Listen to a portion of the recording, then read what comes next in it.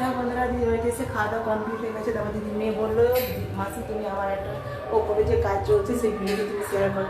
তাই ভাবলাম যে তোমাদের সামনে একটু শেয়ার করছি ভিডিওটা, তোমরা দেখে থাকো। দিদির মেয়ে বলে কীরকম কী কাজ হচ্ছে তোমরা অবশ্যই কমেন্টে জানাবে।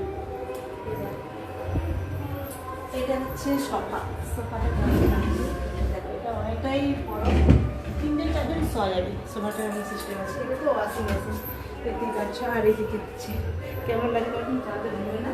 এটা হচ্ছে দিদি ছোটো মেয়ের রুম, কাজ চলছে দেখতেই পাচ্ছ, কাজ চলছে। এটা হচ্ছে আলমারি সিস্টেম, সিঙ্গেল সিস্টেম আলমারি। কেমন লাগছে তোমরা একটু জানিও। আর হচ্ছে এদিকে হচ্ছে এটা হচ্ছে